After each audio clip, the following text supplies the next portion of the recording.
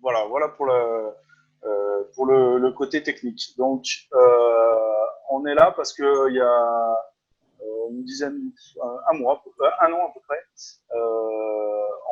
Moi, j'ai reçu un mail d'Assidu, qui est l'organisation des anciens du TBM, qui dit bah, si vous voulez faire quelque chose pour votre école et pour votre association, vous pouvez. Donc, on s'est regroupé, on s'est réunis à quelques-uns en disant au Rhône-Alpes, on a, on a, il manque une dynamique. Donc, on pourrait peut-être créer quelque chose, voilà, un petit bureau, quelque chose. Donc, c'est en train de naître. On a ceux qui ont suivi, on a déjà fait quelques manifestations, des afterworks, des choses comme ça. On a également le soutien des alumni de l'UTBM. C'est aussi les anciens de l'UTBM, mais côté école. Il y a aussi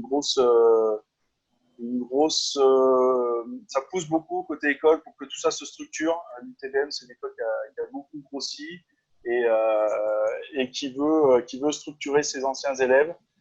Donc c'est vrai qu'en effet, si on regarde en Rhône-Alpes, ben, un jeune diplômé qui arrive en Rhône-Alpes se retrouve un petit peu tout seul, alors qu'en fait, pour les jeunes, quand vous aurez fait une ou deux entreprises, on se rend compte qu'on en croise vite, un, deux, trois. Alors ça s'appelle un IPC1, ça s'appelle autrement, mais on croise beaucoup d'anciens de l'UTBM en Rhône-Alpes. Donc il y a vraiment un gros réseau à créer.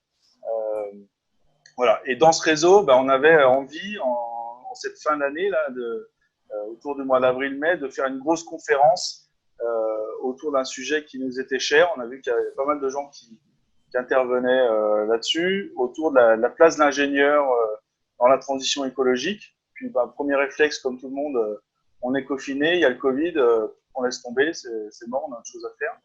Et puis, deuxième réflexe, bah, tiens, ça peut être une super opportunité de créer quelque chose et de monter ça. Et voilà, ça c'était il y a 2 semaines et demie. Et puis hop, c'est parti. Les jeunes s'y sont mis, les affiches, les trucs, les outils. Tout le monde a amené sa petite pierre à l'édifice, mais c'est même pas une pierre, c'est un caillou en fait. Et on arrive à créer ça en 15 jours, c'est génial. Donc tout le monde a envie que ça se passe bien. Sur ce groupe des anciens diplômés, on a aussi envie de on a plusieurs axes. Il y a un côté convivial, de se retrouver, de se retrouver entre anciens, de retrouver les gens de sa promo, etc. Il y a un côté job, parce que grosso modo, tous les ingénieurs de moins de 40 ans cherchent peut-être un job ou se faire un réseau ou avoir des conseils ou ceci, cela. Et puis tous ceux de plus de 40 ans, je mets une barre comme ça un peu au milieu, mais ben, eux, ils cherchent à recruter, ils cherchent des jeunes ingénieurs qui ont les mêmes valeurs qu'eux, qui ont peut-être des nouvelles compétences et qui pourraient orienter au niveau de l'école. Et donc, il y a un vrai match au niveau de ce réseau. Et puis le troisième point, c'est se documenter, voilà, réfléchir autour de tout ça, faire des visites d'entreprise. Il y a plein d'idées. Un petit appel au peuple pour ceux qui veulent nous rejoindre aussi en termes de l'équipe, parce qu'aujourd'hui on est 4, 5, 6 là, à être motivés. Mais ben voilà, c'est bien d'avoir une équipe, un petit noyau dur, et puis qui se renouvelle régulièrement. Vous avez, et puis on va passer à la conférence, je pense, Michael, mais vous avez, pour nous rejoindre et pour garder le lien, vous avez une page Facebook, vous avez une page LinkedIn qui a été créée, et vous avez un mail qui s'appelle utbm.ara@gmail.com. Michael, tu peux peut-être le mettre dans les commentaires. Donc ça permet de garder le lien avec l'équipe. Et puis après, nous, on a des petits WhatsApp, des petits trucs, des petits outils. Donc, ceux qui sont motivés pour venir nous aider, même un petit coup de main, là, comme ceux qui ont participé, ce sera avec grand plaisir. Voilà, donc on fait une conférence sur la place de l'ingénieur dans la transition écologique. Je crois que ça prend tout son sens aujourd'hui. On est en train de, alors, comme je l'ai dit, c'était un sujet qu'on avait en tête il y a quelques mois, qu'on avait en tête. Moi, je suis sorti de l'UTBM en 99, qu'on avait en tête en 99, ça commençait déjà à venir. Quel était le sens de l'ingénieur dans tout ça? Qu'est-ce qu'on pouvait faire? Et puis là aujourd'hui, on a on a le Covid qui arrive. Il y a on voit qu'il y a un certain nombre de stratégies qui vont changer dans les entreprises. Donc, il y aura, on dit qu'il ne faut pas le dire, mais il y aura peut-être un avant et un après. En tout cas, ces crises-là sont souvent les facteurs de changement dans nos sociétés. Et donc, il y aura peut-être des opportunités, il y a peut-être des choses à faire. On discutera avec nos intervenants. Mais c'est toujours intéressant. Donc, on va diviser ça en trois thèmes. On va avoir une partie, on va parler de l'ingénieur aujourd'hui. Qu'est-ce que c'est quel est son rôle? Est-ce qu'il est bien en phase avec ce qu'on attendait? Peut-être qu'il y aura peut-être des questions ou des remarques sur bah oui, moi j'ai fait ingénieur pour faire tel métier, puis finalement je fais autre chose. Donc vraiment, j'insiste sur le chat pour que ce soit interactif et vous puissiez orienter sur la conférence et sur les questions. Une deuxième partie où on parlera du monde de demain, un petit peu. Alors ça va être un peu compliqué peut-être pour nos intervenants, mais comment on voit les choses, qu'est-ce que ça va changer? Pierre-Jean me fait un petit coucou. Ouais, en effet, c'est pas un sujet forcément simple, mais mettre quelques cadres et puis en effet échanger. Et puis arriver sur la transition écologique et cet ingénieur, qu'est-ce qu'il va y faire et comment il peut prendre tout son sens, qu'est-ce qu'il peut faire dans tout ça. Donc nos trois intervenants aujourd'hui, c'est Julien Camité, donc il va nous faire un petit coucou. C'est un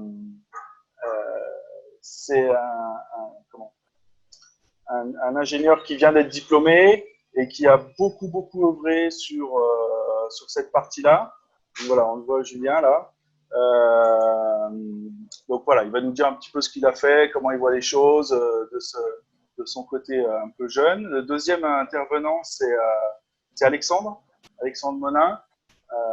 Alors, lui, il va nous parler d'anthropocène. C'est un mot que j'ai appris. On m'a dit que c'était un mot courant, mais bon, je vous en toucherai un mot. Ça va être intéressant. Et puis, on va voir Pierre-Jean Gallo. Pierre-Jean Gallo, on le reconnaît avec ses cheveux blancs. Et, Merci. Ouais, il nous a fait la coupe du confiné, donc il les a un petit peu enlevés. Mais donc, c'est un ingénieur qui a un gros background, qui travaillait pour une grosse entreprise de chimie, un des leaders mondiaux de la chimie, en tant que directeur engineering pendant une vingtaine d'années. Et puis donc, du coup, il nous donnera, qui aujourd'hui est entrepreneur paysan. C'est comme ça qu'il se définit. Et il va nous montrer un petit peu, voilà, comment il voit comment les sociétés vont évoluer et comment ça va réagir. Donc, on va commencer avec Julien. Julien, toi, moi, je te décrirais comme un passionné, vraiment. Jeune diplômé, tu as beaucoup de questions.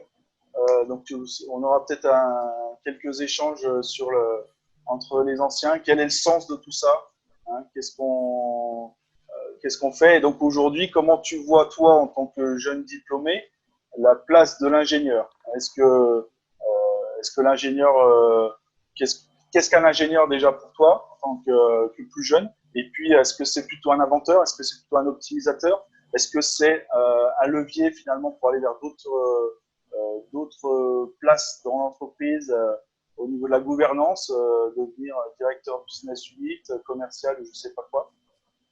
Voilà. Et puis, est-ce que ouais, voilà. Déjà, si tu nous parles un petit peu de tout ça, ta vision aujourd'hui de l'ingénieur d'aujourd'hui en sortie d'école, qu'est-ce que c'est? Voilà. Tu peux prendre une petite minute peut-être pour te représenter, hein. J'ai vu écorcher quelques trucs. Ouais, ça va être assez simple. Vous m'entendez bien là? Ouais, c'est bon. Yes, parfait. Bah ouais, comme tu l'as dit, jeune ingénieur, j'étais diplômé en novembre dernier. Il y a un truc que j'ai bien aimé dans ta présentation, c'était le fait de dire que j'ai beaucoup de questions. C'est mon cas. Genre, j'ai pas 20 ans d'expérience, j'ai pas parcouru le monde encore et du coup, j'aurais pas forcément beaucoup de réponses fixes à donner. Mais je me suis beaucoup creusé la tête à me poser des questions par rapport au sens, par rapport à l'utilité qu'on pouvait avoir en tant qu'ingénieur. Et c'était dans cette idée que j'ai lancé un mouvement au niveau de l'école qui existait ailleurs, qui s'appelle Ingénieur engagé. Et dans ce mouvement, on se posait beaucoup la question de ok, bah, ingénieur, mais pour qui, pourquoi? Du coup, on a organisé des conférences, on a essayé de travailler sur le changement des matières qui pouvaient être enseignées, etc. Donc ça a beaucoup égayé ma réflexion. Et pour répondre à ta grande question, qui est pas facile, c'est quoi la place de l'ingénieur aujourd'hui? Je pense qu'il faut revenir à la base de se dire c'est quoi un ingénieur. Ingénieur, vous savez, c'est pas un métier, c'est un titre. C'est un titre qui est délivré après des études. Et à partir de là, c'est quoi un ingénieur? Bah, c'est déjà une réponse qu'on peut apporter chacun individuellement en fonction de ce qu'on veut apporter nous-mêmes en tant qu'ingénieur. On va quand même être d'accord sur le fait qu'il y a une base qui va être commune. Alors, ça tombe bien, cette conférence, j'ai eu la chance d'en animer une qui avait un thème à peu près similaire. Et ce que les intervenants disaient, donc c'était plein d'ingénieurs différents, il y a aussi des responsables pédagogiques dans des écoles d'ingénieurs. Ce qu'ils disaient, c'est qu'il y a certaines bases qui sont communes, déjà des apports scientifiques, techniques qu'on peut avoir en tant qu'ingénieur. Il y a la dimension de résoudre des problèmes et il y a aussi une dimension collective, une dimension d'équipe qui est propre à l'ingénieur. L'ingénieur, souvent, il ne travaille pas tout seul, quoi. Et la définition qu'il y avait, qui avait été trouvée par tout le monde et que j'ai beaucoup aimé, c'était un ingénieur ou une ingénieure, c'est quelqu'un qui va résoudre des problèmes dans un système complexe. Alors là, ça peut vouloir tout dire, un peu tout et rien, mais en même temps, c'est aussi le but parce que qu'on soit ingénieur industriel, électrique, peu importe, au final, c'est ce qu'on fait. Et, euh, et alors là, vous l'aurez compris, moi, de mon côté engagé, il y a deux questions que je me pose à partir de là. Si le but, c'est de résoudre des problèmes dans un système complexe, c'est pourquoi, quelle va être la finalité des problèmes qu'on va résoudre et pour qui. Et là où je penche personnellement, mais encore une fois, c'est une réponse que chacun peut apporter personnellement, moi, j'ai envie de mettre beaucoup plus en avant une vision de l'ingénieur qui va servir la société dans son ensemble qu'un ingénieur qui va servir une société économique, entreprise, etc. Ou du moins, s'il va pouvoir apporter à une société, qu'il puisse y avoir un apport sociétal derrière.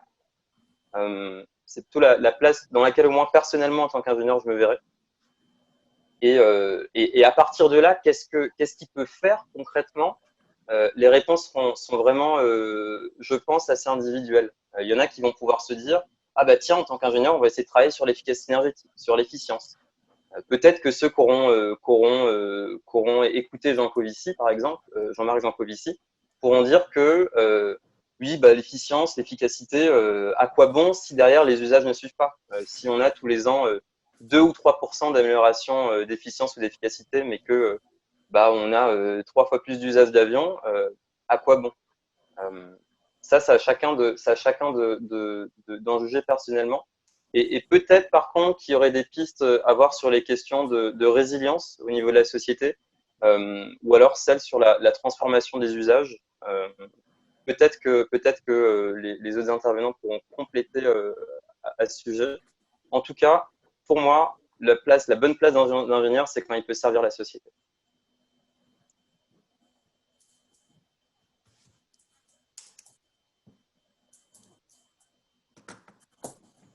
Ah, c'est bon. Excusez-moi. Merci Julien. Donc, on va poser la question à Alexandre. Donc, Alexandre, c'est un universitaire. Il a fait, enfin, c'est comme ça que je le définis. J'espère que je n'insulte pas. C'est l'universitaire de la bande. Et il a fait une thèse, notamment, si j'ai bien compris, autour de l'empreinte carbone du web. Donc, il se pose pas mal de questions. Il a écrit des articles sur le, oh, pardon, la vie des stations de ski, le futur, etc. Donc il y a beaucoup de sujets autour de tout ça. Et je vais juste prendre 10 secondes pour... il va faire un master sur l'anthropocène. Alors moi, je ne connaissais pas ce que c'est que l'anthropocène, donc j'ai cherché la définition. Et comme ça, on va le lancer là-dessus. L'anthropocène, c'est une époque de l'histoire de la Terre qui a été proposée pour caractériser l'ensemble des événements géologiques et qui se sont produits depuis que les activités humaines ont une incidence globale significative sur l'écosystème terrestre. Voilà. Donc, une fois que j'ai dit ça, je te laisse la main, Alexandre, et nous parler de la place de l'ingénieur aujourd'hui. On va rester là vraiment sur aujourd'hui. Quel est le constat aujourd'hui? Oui, oui, alors déjà, merci beaucoup pour l'invitation. Juste une petite précision par rapport à ce que tu as dit. Alors moi, j'ai poussé le vice à faire une thèse sur l'architecture du web, enfin une thèse de philosophie sur l'architecture du web. Et c'est plus tard qu'effectivement, donc j'étais chercheur chez INRIA de 2014 à 2017. Il y a aussi beaucoup d'ingénieurs chez INRIA. Donc, INRIA, c'est le grand centre de recherche en France en informatique. Et c'est une fois arrivé chez INRIA que je me suis posé la question effectivement de l'avenir du numérique, entre autres, puis il y en a d'autres, on pourra y revenir. Et j'ai contribué au rapport effectivement du Shift Project pour une sobriété numérique qui a été publié en 2018. Donc, c'est là où il y a le lien effectivement entre le numérique et son empreinte carbone. J'avais fait un amalgame, excuse-moi. Mais c'est pas grave, ça avait du sens néanmoins. Alors effectivement sur les ingénieurs, donc moi je suis docteur, je suis pas ingénieur, je suis docteur, c'est encore une autre catégorie qui tu vas avoir un œil extérieur alors. Très bien. Voilà, qui se sent d'ailleurs très malheureuse en France. Souvent j'ai l'impression que les ingénieurs se sentent assez malheureux quand ils parlent d'eux, déconsidérés par la société. Alors que moi j'ai le sentiment que la société française, elle est quand même elle repose en partie sur le travail des ingénieurs. Justement, elle les reconnaît comme un corps. Elle leur donne un statut assez particulier. Il y a des grandes écoles d'ingénieurs qui sont quand même pas les plus malheureuses parmi les grandes écoles qu'on a. Donc, je dirais l'ingénieur, il est un peu tiraillé toujours entre ce statut et puis en même temps toujours cette espèce de peut-être de déconsidération qu'il peut ressentir par ailleurs, qui peut aussi s'expliquer, notamment parce que ça a été mentionné un peu en préambule tout à l'heure. Parce que les ingénieurs sont aussi pas toujours là pour assurer des rôles d'ingénieurs. On sait aussi que très vite, il y a beaucoup d'ingénieurs qui deviennent des managers. Parfois, ça peut être même la promotion, c'est justement de devenir ingénieur et rester ingénieur, continuer à avoir un travail technique. Ça peut être très, très mal vu au sein des organisations. Et d'ailleurs, j'ai l'impression que les meilleures écoles, entre guillemets, donc le meilleur est à questionner, d'ingénieurs en France, forment justement avec des enseignements d'ingénieurs pour fabriquer des managers ou des décideurs. Ce qui pose d'ailleurs question, est-ce qu'une formation d'ingénieur donne nécessairement les clés pour être un bon manager ou un bon décideur? On peut se poser en tout cas la question, mais ça interroge par rapport à ce décalage entre effectivement le statut, les fonctions qui vont être occupées par la suite, les attentes. Voilà, c'est des questions tout à fait intéressantes. Et là, moi, je suis plutôt en écoute par rapport à vos retours. J'ai apprécié tout à l'heure ce que j'ai entendu, mais moi, je substituerais à la question finalement résoudre des problèmes dans un système complexe. Et il y a peut-être des choses à indiquer là-dessus. Pour qui, pourquoi? Je dirais, moi, la question peut-être c'est plutôt au nom de qui et au nom de quoi. Au nom de qui finalement on agit, qui a fixé que ceci c'est un problème et que c'est à des ingénieurs de le résoudre. Ça, c'est une vraie question. Et au nom de quoi, c'est-à-dire au nom de quoi on va se lancer dans la résolution justement de ce problème, en fonction de quelle finalité. Et là, effectivement, ce ne sont pas forcément les ingénieurs qui ont la main là-dessus, puisque, à la différence d'autres professions, les ingénieurs sont souvent salariés. Donc, quand on parle du rôle des ingénieurs, en fait, il faut replacer le rôle des ingénieurs dans les organisations. Et donc se poser la question de savoir comment sont pilotées les organisations, par qui, est-ce qu'on fait de la politique ou non dans les organisations, etc. etc. Donc je dirais que voilà, il faut plus largement peut-être étendre le questionnement à la question organisationnelle, et puis peut-être aussi sur l'aspect un ingénieur résout des problèmes. C'est drôle parce que les designers, finalement, pensent aussi en termes de résolution de problèmes. Beaucoup de managers pensent en termes de résolution de problèmes. Et c'est intéressant parce que cette approche, finalement, par la résolution de problèmes, elle permet à la fois de penser le management, le design, l'ingénierie, comme des sciences de l'artificiel dont parlait Herbert Simon. Et plutôt qu'un élément différenciant de l'ingénieur, j'ai l'impression que c'est finalement un élément très commun et que peut-être qu'aujourd'hui, alors ça ouvre je ne développerai pas là maintenant, mais j'ouvre cette perspective, en lien avec ce que tu disais sur l'anthropocène. Anthropocène, pour le dire peut-être plus simplement que la définition formelle, c'est donc la nouvelle époque géologique dans laquelle nous serions rentrés, marquée par les conséquences de l'activité humaine en particulier industriels, parce que ce n'est pas tous les êtres humains qui sont forcément ici en cause. L'Anthropocène, par exemple, ce n'est pas forcément un problème. Pas un problème à résoudre, c'est une nouvelle époque géologique. Et par exemple, une nouvelle époque géologique, c'est autre chose qu'un problème. Donc, à partir du moment où on déplace la focale, on n'est plus sur des problèmes à résoudre, effectivement, peut-être que ça déplace aussi la manière de concevoir le métier de l'ingénieur. Voilà. Et donc, ça peut être aussi un élément de réflexion tout à fait intéressant et nécessaire. Ok, merci. Merci Alexandre pour cette petite introduction. Alors, Pierre-Jean, donc je t'ai présenté tout à l'heure. Toi, tu as une vision un petit peu de cette place de l'ingénieur depuis une vingtaine d'années. Est-ce qu'elle a déjà évolué? Moi, je regarde par rapport à ma promo, donc c'était il y a une vingtaine d'années. Il y a beaucoup de gens, je vais dire 90-95% de gens qui sont directeurs commerciaux comme moi, directeurs d'entreprise, directeurs de business unit. Ça rejoint ce que nous disait agriculteur, Alexandre. Non? Et alors toi, t'as basculé, toi, agriculteur carrément. Donc, en effet, est-ce que ingénieur au sens technique du terme, je reviens sur ce que je disais tout à l'heure, est-ce que c'est un inventeur? Est-ce qu'aujourd'hui c'est une insulte? Est-ce que finalement la clé elle est dans le financement des projets, c'est pour ça que les gens ils vont vers là? Est-ce que voilà un petit peu moi mes questions. Et puis j'avais une autre question qui est liée à ça. Moi j'avais l'impression que les entreprises il y a une vingtaine d'années étaient dirigées par des comptables, des financiers, donc là pour le coup qui sont pas du tout techniques, et qu'on est est-ce qu'en préparation peut-être de cette crise ou cette transition, depuis quelques années, on est plutôt sur un retour de l'ingénieur au sens où il a une base technique, de tout ça. Voilà ma question sur cette première partie. Ok.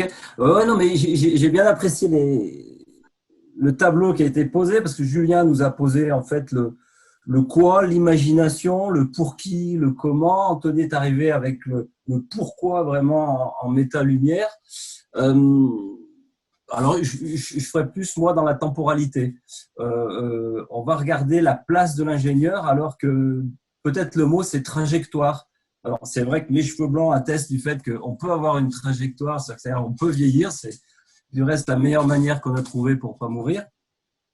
Mais la réalité de cette place de l'ingénieur aujourd'hui est quand même assez, on va dire, multiple, changeante.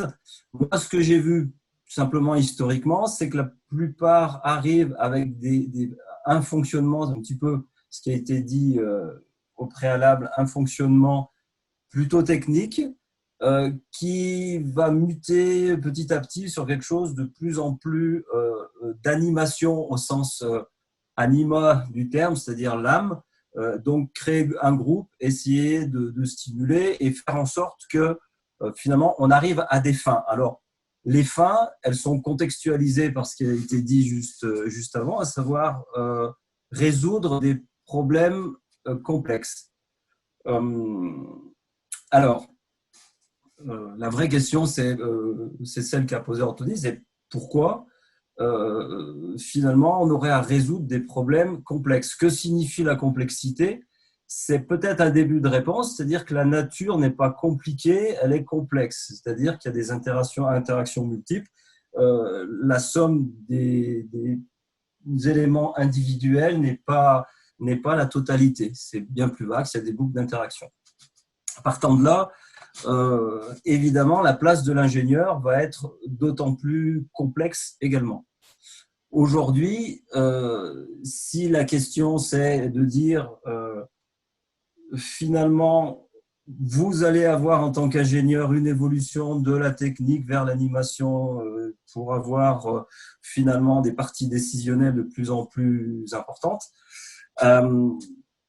C'est une trajectoire qui peut nous être imposée. Alors là, je parle à des jeunes ingénieurs. La vraie question qui se pose, c'est ce que nous, à l'intérieur de nous-mêmes, on a réellement comme passion de faire. Et cette passion peut changer, mais en tout cas, la vraie question que devraient se poser les jeunes ingénieurs, c'est qu'est-ce qui va me motiver pour faire en sorte de passer du temps à faire quelque chose pour, premièrement, accroître de la connaissance et deuxièmement, passer à l'action sur des sujets ou des projets qui me tiennent à cœur. Alors, est-ce qu'ils sont relatifs à une résolution de problème? Là, c'est un questionnement qui a été posé au préalable. Est-ce qu'ils sont avec une vision, une imagination? Ce qui rejoint un peu la question suivante qui est indiquée, à savoir, est-ce qu'on est inventeur ou optimisateur? Il y a une partie imagination ou il y a une partie un peu plus suivie de ce qui était fait jusqu'à présent. Donc, pour moi, la place de l'ingénieur, c'est plutôt une trajectoire qu'une place. Voilà un peu le cadrage rapide. Je n'ai pas été trop long, j'espère, par rapport à ça.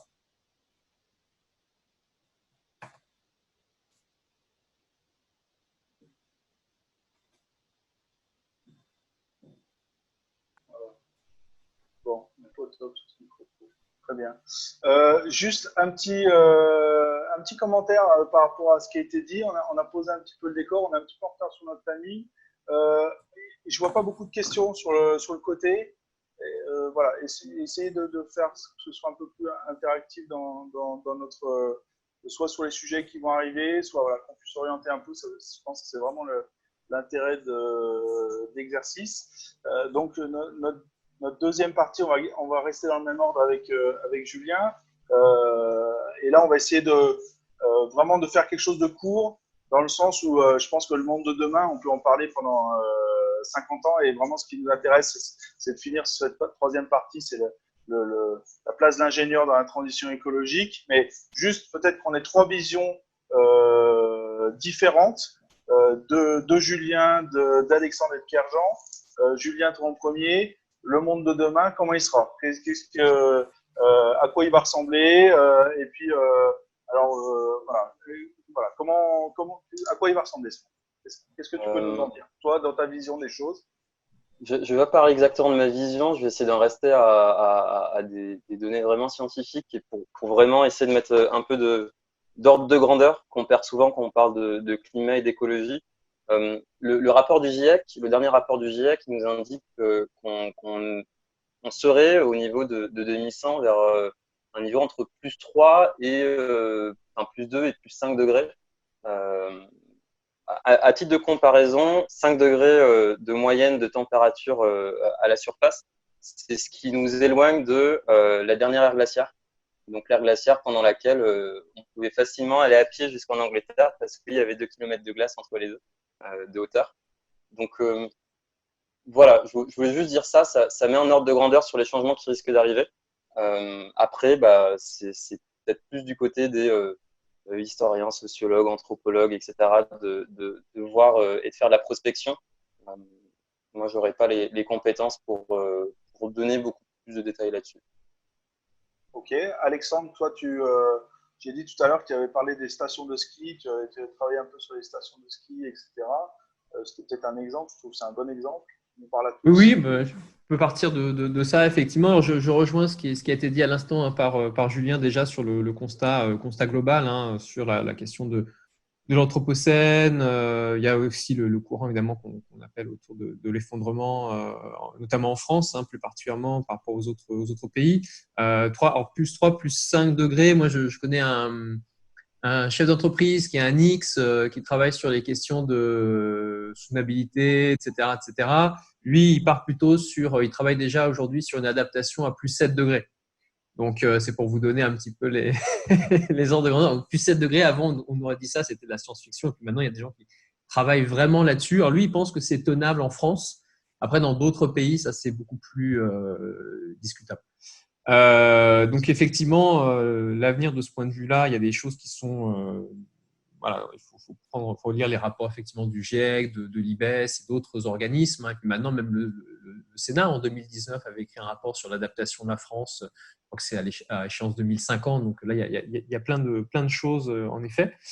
Oui, tu mentionnais les stations de ski. Nous, on travaille à plusieurs sur un projet qui s'appelle le projet Closing Worlds, qui essaye en fait de voir comment l'anthropocène fait éruption au sein des organisations. J'ai mentionné les organisations tout à l'heure. Nous, on fait des enquêtes au sein des organisations où il y a beaucoup d'ingénieurs qui parfois ont des rôles de managers, qui parfois ont plutôt des statuts des fonctions plus techniques. On s'adresse plutôt à des enquêtes auprès de dirigeants d'entreprises et de top managers, parfois d'entreprises du CAC 40, pour regarder vraiment concrètement comment l'anthropocène fait irruption dans les organisations et comment les organisations y font face. Et notamment, effectivement, se poser la question de l'avenir de l'organisation. On parle de plus en plus aujourd'hui des stations de ski parce qu'il y a de moins en moins de neige. Et puis, si on regarde certaines montagnes, en fait, les montagnes s'effondrent parce qu'il y a les roches et la roche qui tombe, parce que le permafrost, qui est la glu qui tient la montagne, en fait, se fond, donc ça se casse la figure. Donc, c'est pas simplement qu'il n'y a pas de neige, c'est que skier sur une montagne qui disparaît, ça devient quand même assez compliqué. On a des exemples comme ça de fabricants de skis qui renoncent en tout cas cherchent d'autres marchés parce qu'ils savent qu'ils ne vont pas vendre des skis pendant très longtemps. Donc, ils se disent, on va plutôt vendre du streetwear. Sauf que le problème, la mode, c'est un domaine qui a un bilan carbone absolument catastrophique. Donc, en fait, on passe d'un domaine catastrophique à un autre domaine catastrophique. Et ce qui est intéressant, c'est qu'il n'y a plus aujourd'hui de domaine qui échappe finalement à ces perspectives. Il n'y a plus d'extériorité comme ça, de refuge. Et donc, en fait, ça touche énormément toutes les activités. Et ce qui est intéressant, c'est de savoir qu'est-ce qu'on va faire demain de ces organisations qui ne sont plus du tout adaptées par leur modèle économique, par leur fonctionnement managérial, par leur supply chain, par tout ça, au monde de demain, alors qu'en même temps, nous, on en est extrêmement dépendants. Et c'est ce qu'on voit aujourd'hui avec la crise du coronavirus. Pour notre subsistance, on est dépendant de ces organisations. En même temps, elles-mêmes sont de plus en plus fragilisées, parce que le coronavirus, c'est aussi un effet de l'anthropocène. C'est la disparition des habitats sauvages, les contacts plus importants avec l'être humain, donc il y a des zoonoses de plus en plus et qui vont devenir annuelles. Ça ne va pas s'arrêter. Donc, si on a une crise aujourd'hui, qui est une crise qui met à plat les organisations, mais qu'on sait que cette crise, en fait, elle va se multiplier, c'est peut-être qu'en fait, c'est la notion de crise qui est elle-même en crise. L'anthropocène, ce n'est pas une crise parmi d'autres, c'est juste qu'on ne peut plus penser en termes de crise.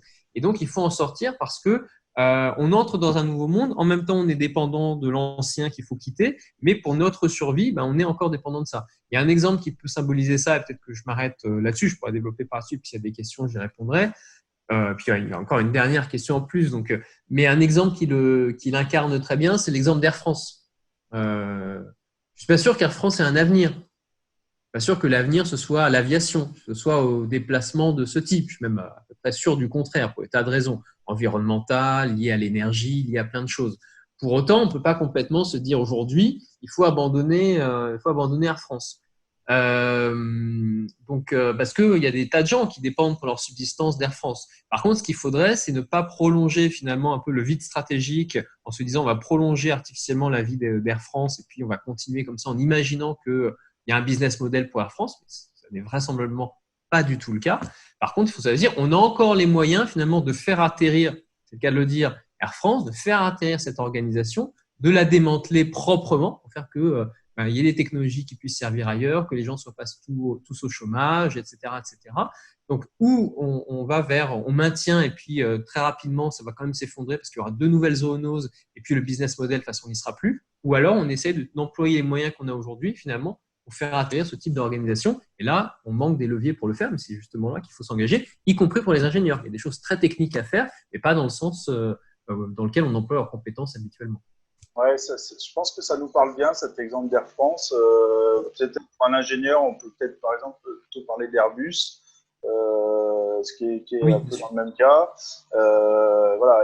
Et pour la troisième partie, on verra peut-être concrètement, qu'est-ce que peut faire un ingénieur qui travaille chez Airbus ou chez un sous-traitant dans cette problématique-là. Je vois le truc arriver, mais qu'est-ce que je fais, moi, concrètement, à mon niveau? Alors, Pierre-Jean, toi, tu peux peut-être plutôt nous parler de est-ce que nos entreprises, elles sont dans ce monde de demain, est-ce qu'elles sont prêtes à s'adapter? Je ne sais pas si tu voulais rajouter quelque chose sur le constat du monde de demain, mais est-ce que les entreprises sont prêtes à s'adapter? Qu'est-ce qui va se passer dans les entreprises? Toi qui en suis quelques-uns, est-ce que peut-être que tu as ouais, dans les entreprises que je suis, c'est pas compliqué.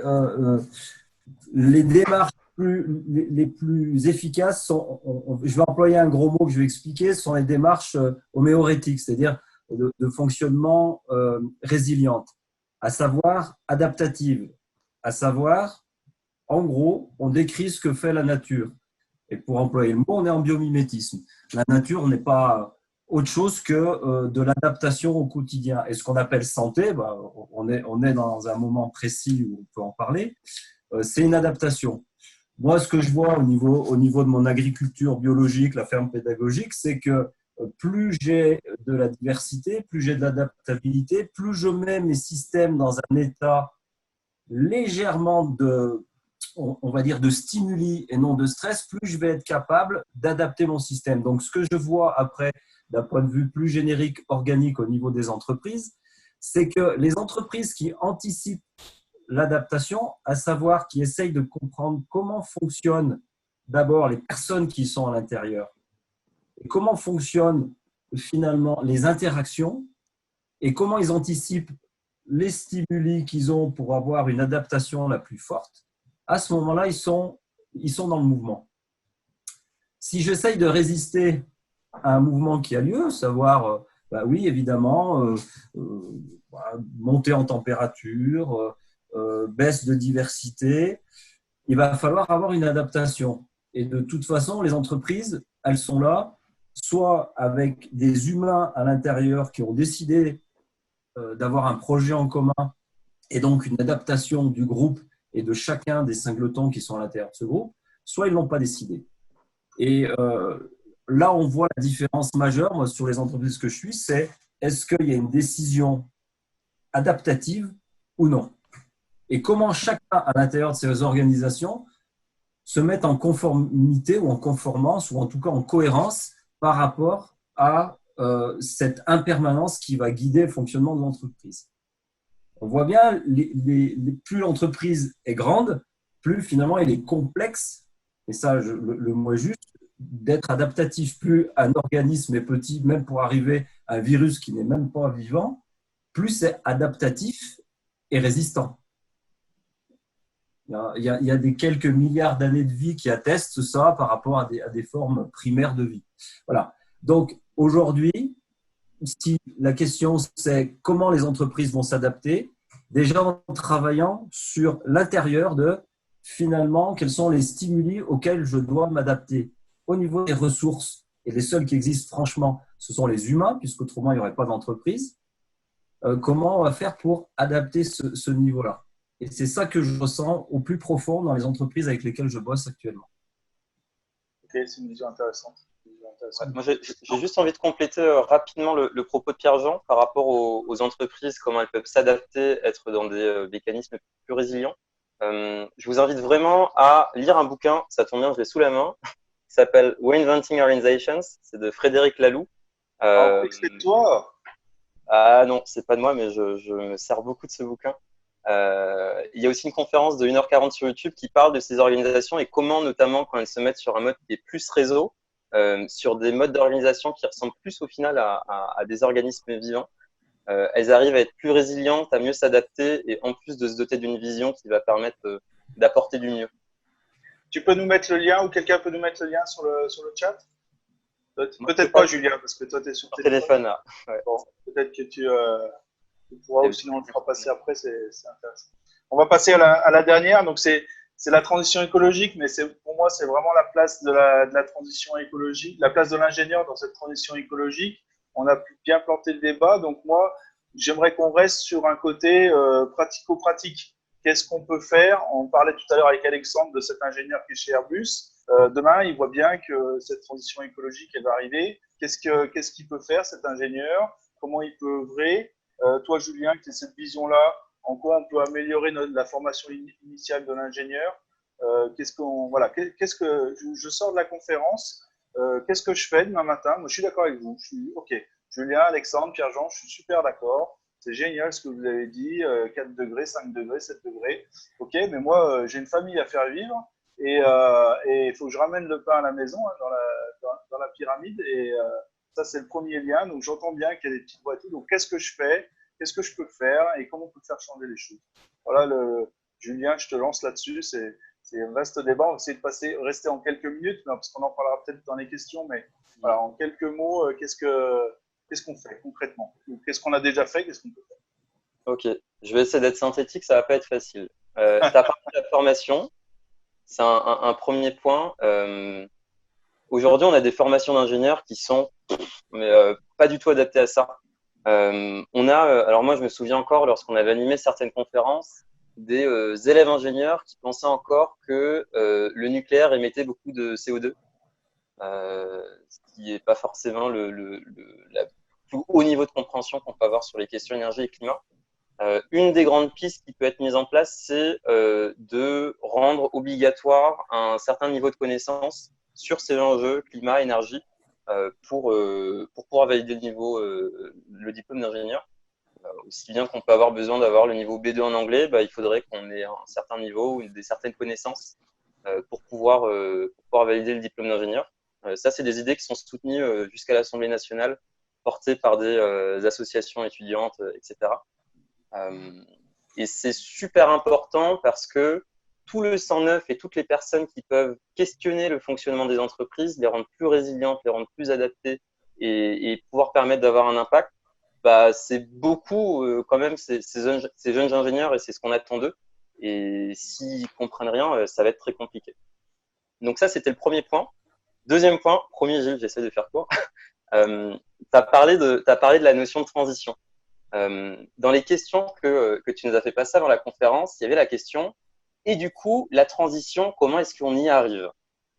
Alors moi, c'est une question qui m'a fait tilter et qui m'a pas mal fait réfléchir parce qu'en fait, la transition, c'est pas une destination, c'est pas quelque chose vers lequel on va. La transition, c'est un état. C'est un état où on passe de quelque chose et on va vers quelque chose d'autre. Et d'ailleurs, cette transition, ça marche encore mieux si la première chose où on est, on arrive mieux à voir vers où on va si on a un sens. Et c'est là où toute cette notion, toutes ces questions de sens, je pense qu'elles sont importantes. Et ce sens, en fait, qu'est-ce qu'on peut faire?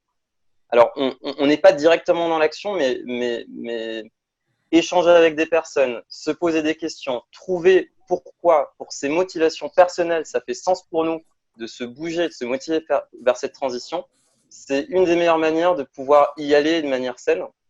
Et cette réflexion, alors là, je refais ce fameux Reinventing Organization, c'est tout ce qui va autour. Parfait. C'est pas exactement ce que font, enfin, c'est pas que des entreprises, des organisations poussées vers le sens, mais il y a un peu de ça. Je vous invite à regarder. Et du coup, cette réflexion qu'on peut avoir personnellement par rapport à comment être aligné personnellement entre ce qu'on est, ce qu'on veut être et ce qu'on fait, elle peut être aussi faite au niveau collectif. Et c'est certainement à ce niveau-là qu'on peut beaucoup agir et que sans ça, ça va être compliqué de prendre certaines décisions. Tout à l'heure, Alexandre a parlé de la notion d'atterrissage. Il y a des organisations qui sont comme ça, qui parce qu'elles étaient sûres de leur raison d'être, de pourquoi elles sont là, de qu'est-ce qu'elles font, étaient capables de prendre des décisions de ce genre-là. Et je pense que ce travail-là de sens, de définition, de vision collective, elle est super importante au niveau individuel, collectif et de différentes organisations. Ok, merci. Alexandre, toi, tu peux peut-être nous parler de la formation là, que tu es en train de monter concrètement. Je ne sais pas si c'est d'autres points, mais voilà. Oui, bien sûr. Mais j'ai juste deux, trois petits trucs à dire et puis j'embraye là-dessus. Alors, le premier point, c'est que j'ai un vrai désaccord avec ce qui a été dit précédemment au niveau de la réponse précédente, en fait, sur les organisations, l'adaptation, etc. Donc, peut-être qu'on pourrait revenir sur les moments des questions-réponses, mais moi, j'ai un vrai désaccord par rapport à ça. Une première réponse, que peuvent faire les ingénieurs aujourd'hui qui veulent contribuer à la transition? Rien. C'est-à-dire que déjà, ne pas faire ce qu'ils sont censés faire habituellement, ça peut améliorer la situation. Ne pas contribuer à travailler j'ai vu dans les questions, chez Thales, ne pas contribuer à développer des nouveaux avions, ne pas contribuer à développer des objets connectés. En fait, déjà, ça peut améliorer la situation. Donc, la situation paradoxale par rapport aux ingénieurs, c'est que s'ils en font moins aujourd'hui, ils contribuent positivement à la situation de demain. Alors, si en plus, ils trouvent des moyens de contribuer avec leur savoir à cette situation, ça peut déjà être une bonne chose. Mais déjà, ne pas faire advenir certaines innovations, par exemple, qui vont être des catastrophes demain, déjà, ça peut être un premier point assez intéressant. Moi, je parlerai pas non plus, enfin, je parlerai pas forcément de transition écologique, parce que je suis pas sûr qu'on va transitionner vers une civilisation écologique ou quelque chose de cet ordre. On parlait de faire des plus 7 degrés. Je pense que c'est pas exactement l'imaginaire de la transition qui est pertinent quand on analyse les choses sur le fond. Bon, il y aura d'autres aspects, mais je veux pas. Voilà, déjà être peut-être moins solutionniste, ça peut être un bon point aussi pour les ingénieurs. S'insérer dans des collectifs qui introduisent à la question politique, et je crois que c'est le cas dans les associations type Ingénieurs Autrement, Ingénieurs Engagés, Ingénieurs Sans Frontières. Ça aussi, ça peut être effectivement des choses tout à fait importantes parce que ça ne fait pas forcément partie du bagage culturel et intellectuel des ingénieurs. Donc, ça aussi, c'est des savoirs qu'il est tout à fait intéressant de se réapproprier pour eux. Et effectivement, par rapport à ça, donc nous, on a créé un master qui s'intitule Stratégie et Design pour l'Anthropocène, et qui vise justement à répondre à la question aujourd'hui. Je suis conscient de la situation, plus 7 degrés, l'Anthropocène, l'effondrement. Que faire si je ne veux pas m'engager simplement dans du développement durable, avec toujours cette contradiction entre le développement et le durable. Et durabiliser le développement, ce n'est pas forcément non plus ce qu'on souhaite faire. Donc, qu'est-ce qu'on fait quand on prend vraiment au sérieux la question de l'Anthropocène et de l'incompatibilité entre un grand nombre de nos activités actuelles et là où on va, et surtout du fait que, si on regarde le rapport du GIEC ou d'autres, en fait, le moment où il va falloir s'abstenir d'émettre du CO2 dans l'atmosphère, c'est pendant les prochaines années. Ce sont les prochaines années qui sont absolument décisives. Ce qui nous pose tout un tas de paradoxes du type, si on continue la transition au rythme actuel, ça va prendre 363 ans. Il y a une étude du MIT qui le montrait. Mais si on accélère, ça veut dire qu'on va émettre plus de CO2 dans les prochaines années pour construire de nouvelles filières. Et ce n'est pas ce qu'il faut faire non plus. Donc, on ne peut pas continuer, on ne peut pas accélérer, on ne peut pas continuer au rythme actuel. Qu'est-ce qu'on fait? Et là, on peut multiplier les problèmes et qui sont des problèmes pour les ingénieurs. C'est-à-dire, c'est des problèmes, pour le coup, qui remettent en cause l'action qu'on peut imaginer comme étant l'action bonne habituellement. J'innove maintenant, je ferai des économies demain. Mais peut-être que justement, aujourd'hui, on n'est plus dans un temps où on peut semer aujourd'hui et récolter demain. On n'a tout simplement plus le temps de le faire. Donc, c'est l'action qui est mise en crise, et y compris l'action des ingénieurs, mais aussi l'action des designers ou d'autres par ailleurs. Et donc, nous, ce qu'on a souhaité mettre en place, c'est justement une formation qui s'adresse à des étudiants qui viennent d'écoles d'ingénieurs, d'écoles de management, d'écoles de design, de sciences politiques, de sciences humaines, de sciences dures, et qui se posent cette question: que faire aujourd'hui? Comment hériter des infrastructures qui sont plus du tout en phase avec l'époque que nous vivons, qui sont destructrices, mais dont en même temps nous dépendons, et comment éventuellement aussi ne pas faire advenir un certain nombre d'innovations, de projets qui vont là encore nuire à l'environnement, en se focalisant plutôt sur un niveau méso qui est celui des organisations et des institutions, justement pour trouver le moyen de les faire atterrir. Et en l'occurrence, les leviers pour les faire atterrir aujourd'hui, c'est-à-dire des protocoles de renoncement, c'est-à-dire ce qu'on a évoqué tout à l'heure avec Airbus ou Air France, qu'est-ce qu'on fait de ces compagnies pour les faire atterrir proprement, pour les fermer aujourd'hui proprement et les réaffecter à autre chose. Dans une grande majorité de cas, en fait, ces leviers n'existent pas, alors même que quand on fait nos enquêtes auprès d'entrepreneurs, etc., ils nous disent qu'ils ont besoin de ces leviers-là. Donc voilà, l'idée, c'est de les faire émerger, de le faire collectivement pour que le poids ensuite de l'employabilité, ça a été mentionné tout à l'heure, avoir des profils employables, pour que le poids de l'employabilité ne repose pas sur les seules épaules des gens qui vont avoir suivi ce master, mais on fait ce master avec une école de design, une école de management, 17 partenaires, pas des petits, l'ONU, Michelin, la région Bretagne, le chiffre.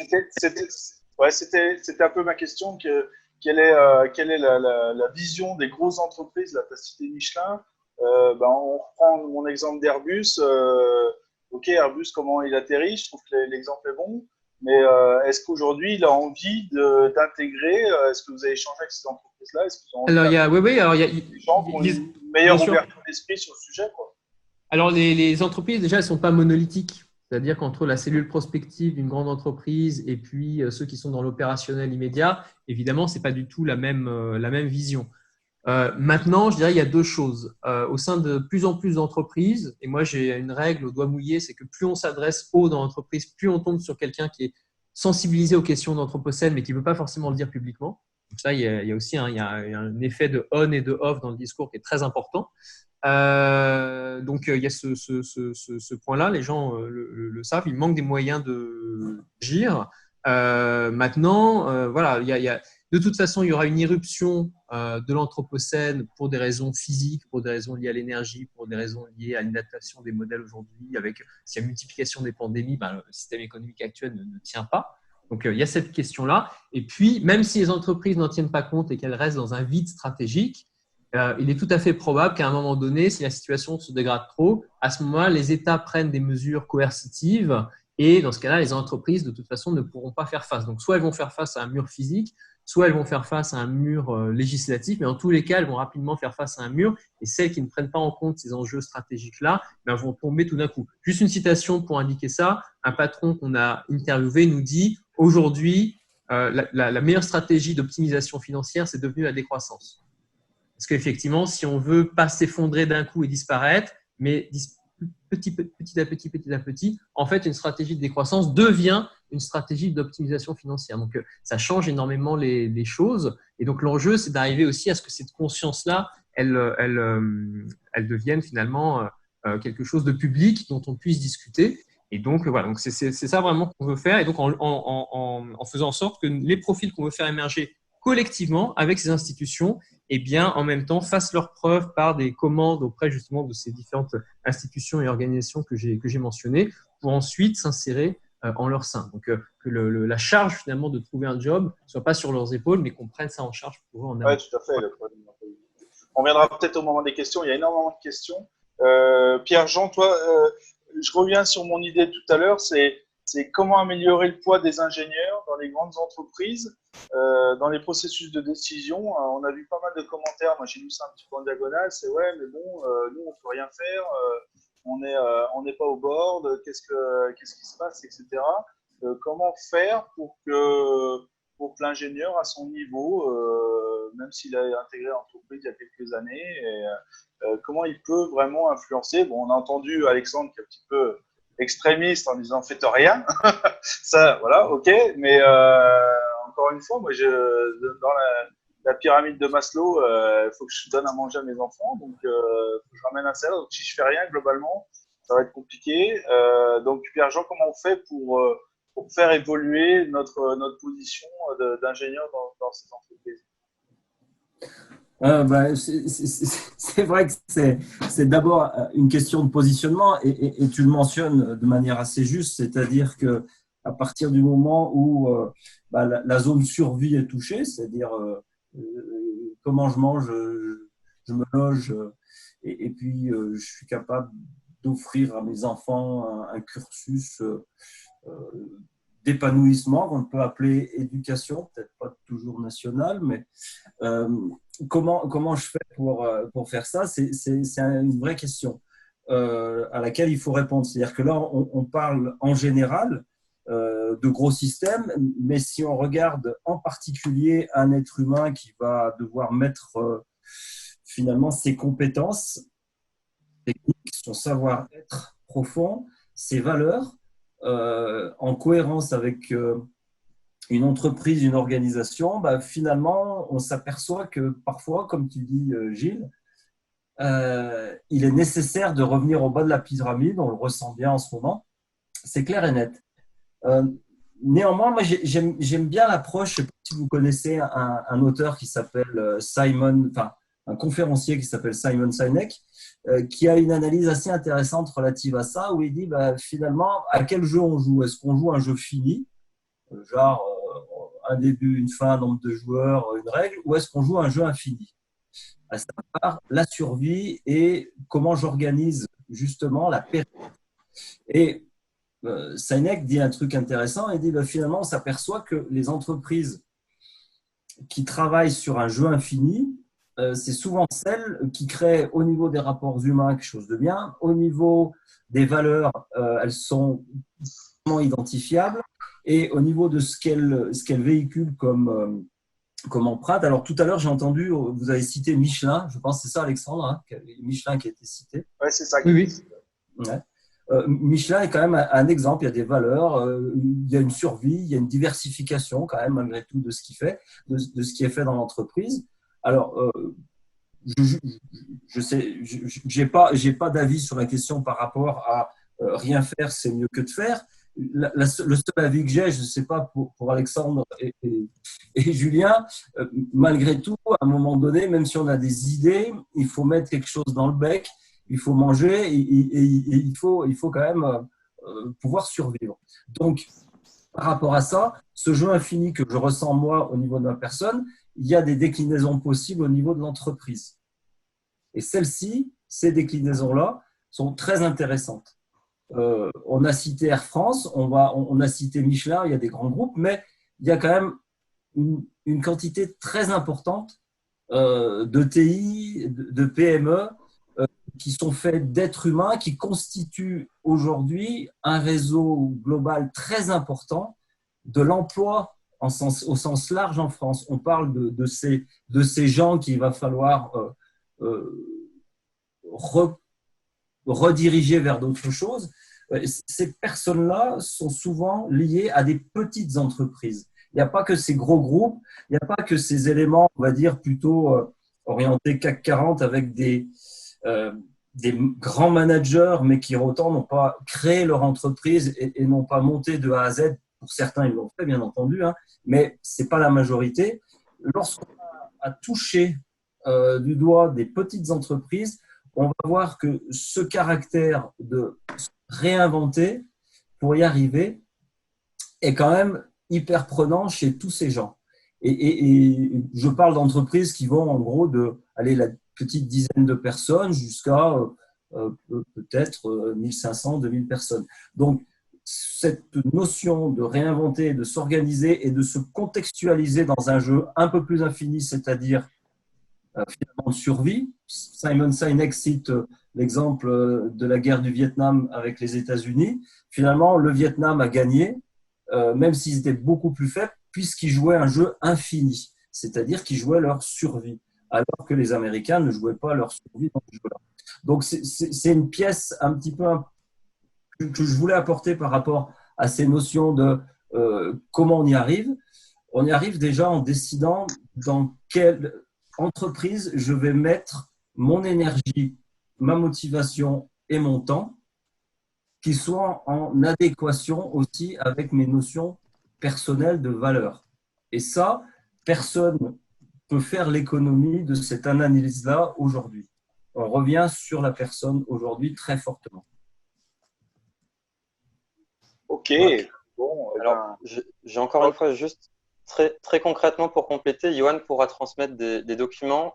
Si on parle de transition et de se mettre vers des métiers qui nous plaisent plus, Johan, tu peux partager, je t'ai envoyé un document qui est un document Google de 14 pages avec plein de ressources sur des sites, des blogs, des conseils pour aller vers un emploi qui scie à nos valeurs. Donc voilà, ça sera dans le chat.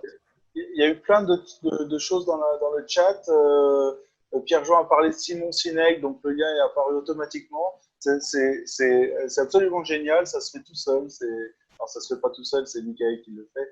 Mais voilà, c'est vraiment bien. Je pense qu'on pourra peut-être envoyer un mail après de récap avec tout ce qui a été dit. Il y a plein de lieux, plein de sources qui sont vraiment intéressantes. C'est vraiment bien. Moi, j'ai bien aimé là. J'ai un petite excuse à Alexandre là. J'ai vu je l'ai traité d'extrémiste. Bon, le mot était pas choisi, était mal choisi, mais c'est vrai que la position était quand même un peu, elle nous a secoué, elle nous a remué. Donc c'est pour ça que évidemment c'est pas extrémiste, c'est très intéressant, notamment par le soutien justement que tu as eu de cette nouvelle position et le soutien de ces gros industriels comme Michelin. Ça montre qu'il y a des choses qui sont vraiment en train de changer par rapport j'ai juste une remarque que je vous ai pas dit et je vais donner un petit peu avant de passer aux questions. Pour la première fois la semaine dernière, j'étais en visio comme ça avec un des directeurs de Total et on a entendu parler de crise écologique. Donc, ce sera peut-être on peut parler de ça dans les questions. Vous pouvez peut-être en faire notion. Pour la première fois, les entreprises, moi j'entends parler depuis 20 ans de crise économique, c'est la crise, on va changer, qu'est-ce qui se passe, etc. Et là, le patron de Total, et d'ailleurs Total a déjà été transformé, le déploiement a complètement changé, et ils ont fait des gros investissements dans l'écologie, et lui, il parle de crise écologique, c'est-à-dire pour secouer ce monde-là, quelque part, il faut qu'il y ait une crise, et là, du coup, on en parle. Voilà, ça c'était juste mon petit... ma petite interrogation personnelle et peut-être les gens vont dire là-dessus. Michael, on peut peut-être passer aux questions, là, un petit quart d'heure de questions. Il y a plein de choses qui sont dites sur le chat. Ouais. C'est vraiment intéressant. C'était pas évident à suivre et essayer de reprendre et synthétiser. Donc, il y a déjà eu pas mal de remarques comme donc un peu sur les discussions des intervenants. Donc, déjà une bonne initiative de Julien, enfin les ingénieurs engagés. Il y a Romain qui dit que qu'il aurait bien aimé avoir eu l'idée, enfin parce que pendant ses études il n'y avait pas. Avec le recul, il aurait aimé avoir été sensibilisé à cet aspect. Il y a aussi donc une remarque euh, sur le fait de Diane qui disait que les écoles d'ingénieurs s'insèrent dans un système global de production de profils dits employables. Donc ça, on en a parlé. Il y a eu des questions aussi sur comment imposer des idées innovantes technologiquement mais non rentables. Donc non rentables, qui sont donc peut-être écologiques mais non rentables. Il y a aussi Romain qui nous dit qu'il est développeur en informatique et il a vu très très peu de changements de trajectoire par rapport au monde d'avant. Et bon, je complète, moi je suis totalement d'accord avec lui. C'est vrai que c'est dur de voir en tant que développeur en informatique en tout cas des changements. Une question aussi sur est-ce qu'une carrière technique est le bon choix vu le contexte d'aujourd'hui. Et je vais dire une autre question encore qui est est-ce qu'il vaut mieux être dans les grosses entreprises dites dinosaures et essayer de les faire changer de l'intérieur ou de partir sur des petites structures ou les créer, ces petites structures, et essayer de changer les choses à notre niveau. Ouais. J'aime bien cette dernière question. Moi, elle me parle beaucoup. J'ai mon propre point de vue. Totalement. Avec en plus, donc je crois que c'était Diane qui disait que ingénieur dans un grand groupe ou dans une petite structure, quelle différence si on sert tous un même système économique orienté vers la rentabilité et la croissance. Ouais, ça va aussi un petit peu avec est-ce qu'on peut développer des choses qui sont pas rentables. Ça Ouais. c'est pas mal. Qu'est-ce qui nous donne sa vision là-dessus? Pierre-Jean, lève la main. Simplement, c'est une expérience que j'ai eue pendant que il y avait à peu près 80 ingénieurs avec moi en travail. Donc, il y avait des responsables de projet, il y avait des responsables un peu plus techniques. Et puis, j'avais créé une cellule un peu d'innovation. J'avais un budget et je disais, allez-y, jetez-vous, apporter quelque chose. Alors, c'était de jeunes ingénieurs. Quand je dis jeunes, ils avaient par rapport à vous, c'était très vieux, j'en sais rien. Entre 26 et 35 ans. Et en fait, il n'y avait pas un désir de participer à ces projets-là dans un cadre assez ouvert, avec des budgets où on pouvait faire des pilotes, essayer des choses, avec des notions, évidemment, alors le côté hyper philanthropique, on ne va pas se le cacher, n'était pas totalement là, mais il y avait des volontés d'optimisation énergétique, des choses comme ça. Et bien, paradoxalement, probablement d'ailleurs, je ne vais pas dire probablement, parce que j'émettrais une hypothèse qui serait pas juste, mais je ne savais pas pourquoi ça enthousiasmait pas les jeunes ingénieurs à l'époque. Donc, quand je vous parle à l'époque, c'est qu'il y a une petite, même pas 10 ans, là, où ça se passait. Je ne savais pas ce qui bloquait ces jeunes ingénieurs pour être imaginatifs, créer quelque chose à partir de quelques lignes directrices d'assez innovantes, non pas durable, parce que je suis tout à fait d'accord, le terme n'est vraiment pas choisi, mais quelque chose d'innovant et peut-être plus en rupture, parce que c'est un peu la mode aussi ce terme, et ben voilà, j'arrivais pas à mobiliser. Alors, qu'est-ce qui fait ou qu'est-ce qui manque dans les études d'ingénieurs qui fait qu'on n'a pas ce dynamisme-là qui puisse être engagé? C'est une question que je pose aux plus jeunes d'entre vous. Allez, Julien, c'est une question pour toi. Oh, je peux pas. C'est toujours marrant ça quand on a un événement et que on est un jeune parmi d'autres, on est censé tous les représenter. Non, J'en mais suis ta vision absolument est incapable. intéressante. Ta vision est intéressante, c'est pas une insulte. Ouais, bah, du coup, je vais partager ma vision personnelle et qui n'est que ça et rien de plus. Bien sûr. Bon, déjà, je pense que par rapport aux orientations pro, il faut aller là où on se sent le mieux en fait. C'est là où on sera le plus efficace et le rapport à l'impact, il est toujours difficile parce que c'est des casse-têtes sans fin de se dire ah mais si je fais ça, il y aura plus d'impact, etc. Je pense que si on est déjà dans un rapport à l'impact, c'est-à-dire qu'on se voit nous-mêmes comme pas comme un élément vivant et plus comme je sais pas, un élément qui peut. Enfin, en fait, quand on a une logique d'impact, on a la même logique qu'il y a la logique de profit dans certaines entreprises, et je pense que c'est pas une bonne manière de faire. Et que la posture qu'on peut avoir personnellement, c'est de faire les choses qui nous paraissent justes, plus que faire celles qui nous feront plus changer le monde. C'est aussi une posture dans laquelle on est plus en paix avec soi-même aussi, et qui est assez intéressante. Et donc, personnellement, moi, mon regard, ça a été de fuir les grosses entreprises, surtout que je suis ingénieur IMSI, donc système industriel, plus orienté conduite du changement, c'est vraiment ce qui m'intéresse. Et j'ai très bien vu les limites qu'on pouvait avoir. Donc, personnellement, ma vision, ça a été de réfléchir, prendre du recul et voir comment je pouvais servir ma compétence dans un cadre qui m'intéressera plus, dès que c'est connecté avec des notions de valeur, et quand même avec pour plus d'entreprises, parce que c'est aussi ce que je kiffe, et en plus de ça, il y a plus d'impact. Donc voilà, moi, ma solution, c'est être un peu en dehors des entreprises, mais tout en étant dedans, en pouvant les toucher. Et c'était Ouais, que moi, ma réponse à moi. je vais vous donner mon témoignage personnel. Je pense que quand on parle de valeur, on parle d'humain. Ben, si on tombe sur un chef de service, même si on est dans une multinationale comme Pierre-Jean Gallo qui vous met un budget à part, ben, si on a un bon feeling et si moi, peut-être même, ça peut être aujourd'hui, ça peut être des questions qui sont posées à un entretien d'embauche. Voilà, peut-être pas en mettant les pieds dans le plat complètement, mais et après, il y a une histoire de valeur avec son directeur, avec sa direction, une histoire de valeur avec son entreprise. En effet, moi, je vais vous donner quand même mon constat. J'ai fait des petites et grosses boîtes. Ça me paraît plus simple d'influencer sur une petite entreprise, mais on a moins d'impact. Donc, après, chacun y trouvera un petit peu son modèle.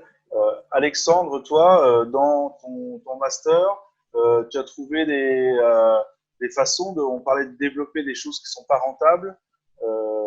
Est-ce que tu as des modèles? Est-ce que tu as des pistes là? Ça, c'est intéressant, hein, parce que on se retrouve souvent confronté avec un projet en disant ça y est, j'ai le projet du siècle, et puis même en tant qu'entrepreneur, et puis en fait, bah, il y a des problèmes de rentabilité derrière. Donc, est-ce qu'on a des modèles qui seraient intéressants sur ce sujet? Alors moi, j'avais commencé à lancer un projet qui n'a pas vu le jour pour des raisons XY, mais avec l'ADEME qui était d'accord pour qu'on parte là-dessus. Notamment, c'était sur le low-tech. L'idée, c'était de réintégrer le low-tech dans une prise en compte de la finalité des organisations pour éviter que le low-tech soit soumis à la loi justement du profit et que dans les supermarchés ou les grandes surfaces, à côté du rayon high-tech, on ait un rayon low-tech, mais dans une perspective de vendre plus. Parce que si on a une perspective de vendre plus, même si c'est du low-tech, ça n'aura pas d'impact, ça ne marchera pas et ce sera contradictoire. Donc l'idée, c'était d'avoir une sorte de faire émerger une sorte de label pour des organisations qui se donnent comme objectif de limiter, par exemple, leur croissance, de ne pas trop croître. Ça existe déjà. Il y a déjà des organisations aujourd'hui qui, lorsqu'elles ont une croissance supérieure à X%, se mettent des warnings en disant « Oh là là, attention, là, ça ne va pas ». Parce que peut-être que trop croître, en fait, ça veut dire détruire son écosystème au sens large du terme. Et du coup, voilà, l'idée, c'était effectivement d'asseoir les projets low-tech sur une perspective organisationnelle. Et comment on peut faire ça? Par exemple, on peut imaginer qu'il y a beaucoup de collectivités publiques aujourd'hui qui aimeraient pouvoir contracter avec des entreprises qui se donnent pour finalité de ne pas croître ou de ne pas être des entreprises capitalistiques traditionnelles, mais de rester dans certaines listes. Effectivement, ce sont des leviers qu'il faut faire émerger. Et donc, un des enjeux, moi je le dis, je le répète, c'est par rapport aux ingénieurs. Les ingénieurs ont des compétences dans tout un tas de domaines. Après, c'est vrai aussi, on a aussi besoin de juristes, on a aussi besoin de designers, on a aussi besoin de gens dans des tas d'autres domaines. Mais là, aujourd'hui, si on veut penser ces leviers-là, grosso modo, ces leviers n'existent pas. Donc, même pour les organisations qui voudraient atterrir, elles n'ont pas aujourd'hui les leviers pour le faire. Et si on veut faire plaisir aux ingénieurs en sollicitant leur sens de la technique, il vaut beaucoup mieux le faire en essayant de produire ces nouveaux leviers que par l'activité ordinaire aujourd'hui des organisations, des entreprises, où grosso modo, c'est une activité qui n'a aucun intérêt, grosso modo, d'un point de vue technique, qui est extrêmement itérative. Tout le monde innove et donc l'innovation est devenue la chose la moins innovante sur Terre. Tout le monde fait du numérique, donc le numérique est devenu la chose la moins intéressante sur Terre aussi, alors que dans d'autres domaines, là, on a des besoins urgents et on a des besoins aussi en termes de technicité qui sont urgents. Donc, quand je disais tout à l'heure s'arrêter, attention, ça ne veut pas dire mourir de faim. À ma connaissance, il y a des gens qui ne sont pas ingénieurs qui réussissent à gagner leur vie. Hein, Oui, il y a, je me alors trompe, Alexandre, mais dans voilà. cette réflexion-là et l'ingénieur, on a quand même fait des études. Enfin, nos parents sont décarcassés pour ça. Il y a des gens qui sont endettés sur 10 ans, etc., etc. Donc, de temps en temps, on peut être tiraillé. Voilà, c'est pour ça que je disais que c'était un petit peu. On peut être tiraillé, mais on sera plus que tiraillé à plus 7 degrés. Donc, c'est un dilemme. Effectivement, c'est un peu triste, mais je veux dire, les questions qui vont se poser à nous demain, elles vont être beaucoup plus tristes. Donc, à la rigueur, c'est un dilemme vraiment de très, très riche. Donc, c'était pas s'arrêter tout court, c'était éventuellement s'arrêter déjà d'être ingénieur pour fabriquer des avions, fabriquer des pipelines ou des choses comme ça. À la rigueur, pourquoi pas. Par contre, ça ne veut pas forcément dire, OK, donc la réponse ne veut pas forcément dire fuir non plus, parce qu'effectivement, il y a des ingénieurs comme ça qui se disent, moi, je vais arrêter d'être ingénieur, je vais élever des chèvres ou des choses comme ça. Là, moi, j'aurais une autre réponse, c'est-à-dire que toutes les infrastructures aujourd'hui qui sont problématiques, elles ne vont pas disparaître pour autant. Et c'est là aussi, on a besoin d'ingénieurs pour s'en occuper, non pas pour les faire perdurer, mais justement pour les faire atterrir. Et donc là, on a besoin de technicité, on a besoin d'ingénieurs, on a besoin finalement d'ingénieurs qui vont vraiment, dans l'instant qu'on vit aujourd'hui, exercer noblement leurs compétences d'ingénieurs. Ce qu'ils ne peuvent pas forcément faire dans les organisations aujourd'hui au quotidien, parce que ils deviennent managers, c'est du tout venant de l'innovation, etc., etc. Voilà, franchement, c'est une belle. Michael, une dernière question. Ouais, en fait, il y a une question qui est revenue et que j'avais pas posée, que je trouve intéressante, c'est, mais bon, à mon avis, elle va engendrer beaucoup de débats et là, comme on est sur la fin, ça risque d'être compliqué d'y répondre, voilà. Ouais, C'est, est-ce que réorienter l'économie sur le savoir pourrait initier une transition écologique plus rapide? Est-ce qu'il redit? Vas-y, Donc voilà, est-ce que réorienter l'économie sur le savoir, donc l'économie du savoir, pourrait initier une transition écologique plus rapide? Est-ce que si on réoriente pas l'économie sur cette problématique, enfin, sur ce Allez, Alexandre, truc-là, vas-y Alexandre. Je commence et puis alors moi je dirais que non, parce qu'on part du mythe de la dématérialisation. Il y a des études qui montrent qu'en fait quand on prend sur des séries de décennies, il n'y a pas de dématérialisation qui intervient, donc il n'y a pas d'économie de la connaissance au sens où on aurait dématérialisé nos infrastructures. Je peux développer, mais voilà, je laisse ici de côté. Et par ailleurs, on peut tout à fait avoir, en fait, c'est un déplacement d'une approche extrêmement extractiviste qui avant portait sur les ressources. Je pense qu'il ne faut pas parler de ressources, parce que si on parle de ressources, c'est pour les extraire au maximum. Donc, il y a des non-humains, il y a des plantes, il y a plein de choses. Mais voilà, évitons peut-être de parler de ressources, évitons aussi de parler de ressources humaines conséquemment. Mais en fait, avec certaines approches de l'économie de la connaissance, en fait, on va avoir une approche extractiviste au niveau des idées.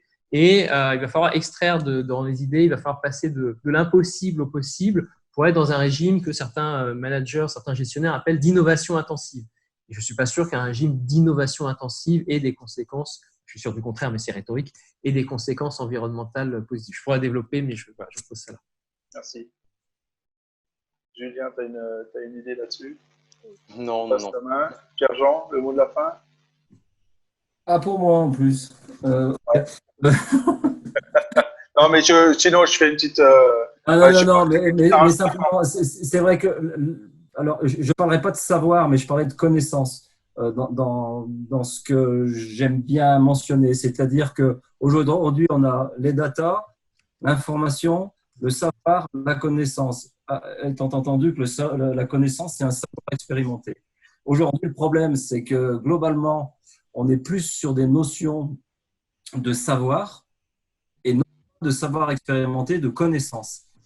C'est le premier point. Et donc, que cette connaissance a nécessairement besoin d'être réalisée. Maintenant, est-ce que à tout coup, l'économie de la connaissance est quelque chose d'intéressant? Ça, c'est un autre débat qu'on n'ouvrira pas. Mais le point important, c'est qu'à partir du moment où je vais affiner une compréhension du système, ma connaissance, je vais pouvoir remplacer pas mal d'éléments par rien. Et ça, je rejoins Alexandre, à savoir que parfois, il vaut mieux comprendre bien un système, être en j'aime bien la notion de symbiologie plutôt que d'écologie, puisqu'on a une notion de nouveau de mise en perspective à l'intérieur d'un système naturel qui existe. Donc, à ce moment-là, peut-être qu'on peut remplacer par rien en ayant compris comment on est à l'intérieur du système global. Voilà. Ok. Bon, bah super. Moi, je trouve que on a évidemment dépassé sur le temps, mais c'est parce qu'on a été tous passionnés. Donc c'était très bien. Moi, je vais essayer de. Je trouve qu'on a trouvé. Alors évidemment, si le sujet était simple, on aurait fait 3 minutes et puis et puis c'était fini. Donc le sujet est hyper complexe. C'est pour ça que c'est intéressant d'en discuter, d'en débattre. J'ai vraiment aimé. On voit vraiment qu'il y a beaucoup d'échanges à faire. Toute la partie de chat, j'ai pas pu tout lire, mais vraiment c'était vraiment sympa. On a trouvé des voies justement. Comment ne pas faire pour avoir envie de tout plaquer et aller élever des chèvres. Enfin, voilà, c'était une vraie belle réponse d'Alexandre sur le biomimétisme, sur tout ce qu'a fait Julien sur les ingénieurs engagés. Je trouve qu'il y a eu des vraies réponses et il y a peut-être un groupe. Alors, au début, ça a émergé encore une fois des anciens de l'UTBM Rhône-Alpes avec Alumni, avec Assidu qui nous supporte, qui nous aide. Mais je rappelle que Julien a créé une page Facebook autour de tout ça. On pourra peut-être poster tout ce qui a été fait, tout ce qui a été dit à ce moment-là. Peut-être on a enregistré la conf, je crois que je l'avais dit au début, j'espère. Donc on va la diffuser notamment à l'école pour voir un peu ce qu'on fait et que ça puisse peut-être influencer aussi ce qu'on a dit. Et puis le débat, il peut continuer soit sur nos pages Facebook ou LinkedIn là, des anciens UTBM de Rhône-Alpes, soit sur la page de Julien sur les ingénieurs engagés. Je pense qu'on peut continuer de discuter. Je vois plein de messages super encourageants de ce qu'on a fait. Encore une fois, si vous voulez venir nous rejoindre, n'hésitez pas au niveau du Rhône-Alpes. Il y a encore plein de trucs à faire. Enfin, franchement, il y a vraiment l'UTBM en Rhône-Alpes, c'est un réseau de malades, quoi. Il y a plein de chefs d'entreprise qui sont prêts à nous ouvrir les portes pour aller. Mais bon, il faut le faire vivre. Hein. Ça prendra, je vous le dis tout de suite, ça ne prendra pas tout sur mes épaules. Donc, il n'y a rien à gagner. C'est juste du relationnel et un grand plaisir de faire ça. Merci à Michael qui a fait toute la partie technique. Julia qui nous fait des affiches de fou à chaque fois. Johan qui est derrière. Arnaud. Voilà, on voit vraiment des personnes. J'ai perdu Vincent également qui nous a beaucoup aidé. Voilà. Donc, on est un petit groupe de 4, 5, 6 là. C'est sympa, de temps en temps, pendant 2 mois, on fait rien, puis d'un seul coup, il y en a un qui s'énerve, et hop, c'est parti, on arrive à faire quelque chose comme ça de vraiment intéressant. J'adore ce truc, et on a trouvé aussi, peut-être que le format est à garder, même demain en déconfinement, parce qu'on arrive finalement plus facilement à mobiliser une centaine d'ingénieurs comme ça sur 1 heure, et avoir des échanges très très intéressants plutôt que de dire on va louer une salle à Lyon, nanana. Bon, évidemment, là aujourd'hui, on est en train de finir la discussion autour d'un verre. Pour moi, c'est important, mais malheureusement, on ne pourra pas le faire cette fois-ci. Mais il y a peut-être un schéma à inventer comme ça. On arrive à trouver des super intervenants qui arrivent à se rendre disponibles pendant 1 heure. Alors que si on leur avait demandé de se déplacer à Lyon, à Paris, je ne sais pas où, ça aurait peut-être été un peu plus compliqué. Donc, merci beaucoup à tous. Ce sera le mot de la fin. Moi, j'ai passé un super moment à refaire. Je vois, voilà, il y a plein de beaux messages. Je vous rappelle l'email. Je vous le rappelle, si je le retrouve, c'est utbm.ara comme auvergne-rhône-alpes@gmail.com. Et vous pouvez, Michael, il a une liste de diffusion, donc vous recevrez les mails. Enfin voilà, vous pouvez nous faire un petit coucou et puis nous envoyer. S'il y en a d'autres, s'il y a d'autres personnes qui veulent remettre de la doc, etc., on peut les mettre aussi sur les pages. Enfin voilà, on peut utiliser ces nouveaux. Je fais partie des dinosaures maintenant, mais tous ces nouveaux outils là. Il y a aussi un groupe WhatsApp, tiens d'ailleurs, assidu Rhône-Alpes pour info, où il y a quelques infos qui tournent. Voilà. Merci beaucoup, merci à tous, merci aux intervenants. Très bonne qualité, hein, Alexandre, Julien, Pierre-Jean. Merci beaucoup de nous avoir consacré là 1 heure de votre temps. On espère que tous vos projets vont aboutir et peut-être que des gens là vont se rapprocher de vous pour créer des choses. Pourquoi pas, ça peut être le départ de trucs intéressants aussi. Hein. C'est comme ça que ça se passe. Voilà, merci beaucoup. Merci à vous, merci infiniment. Pour l'organisation. Merci, au revoir. Au revoir.